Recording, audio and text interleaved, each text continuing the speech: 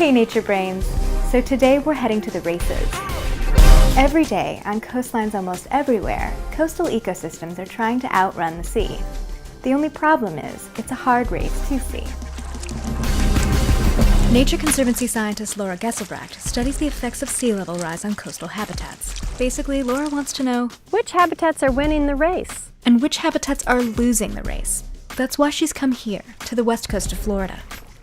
Tidal surge on the Gulf Coast is much smaller than the Atlantic coast, so sea level rise is easier to study.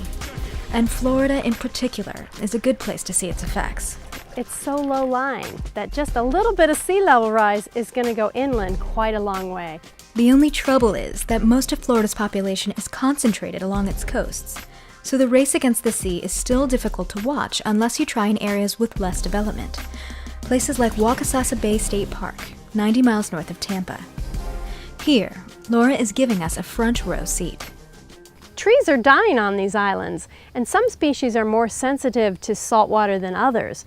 As saltier water enters the system, coastal forest like this gets replaced by salt marsh like this, which eventually becomes oyster reefs and seagrass.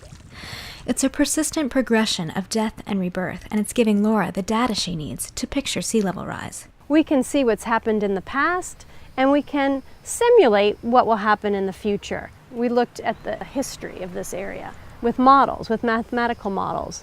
University of Florida ecologist Jack Poots has been studying that history. Places that are open marsh now were forest in the 1930s. You can prove that to yourself here because if you walk across those marshes, all of a sudden you'll trip over a stump. Using Jack's data, Laura could check to see how the model predicted ecological changes in Wakasasa Bay. When she did, she discovered a clear winner in the race against sea level rise. Salt marsh is definitely winning out in this area, and coastal forest is losing, it's disappearing. If sea level rises 3 feet in Wakasasa Bay, the model predicts over half of the coastal and inland forests will disappear in 100 years. Now, I didn't expect that. I expected you'd see the most change closer to the Gulf waters. Although Florida has tried to preserve natural areas along its shores, much less attention has been given to preserving other types of habitat upslope. Habitats that many species like black bears and eagles depend on.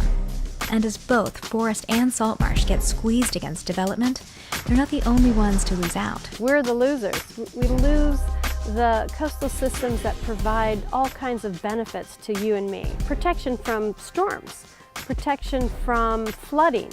It provides food for fish and other animals and creatures that live in the bay waters. We really need our coastal systems. We rely on them. So it's very important that we don't let that race end right at the beginning. Reporting from Wakasasa Bay in Citrus County, Florida, this is Julia Kamari-Drapkin for Nature Brains.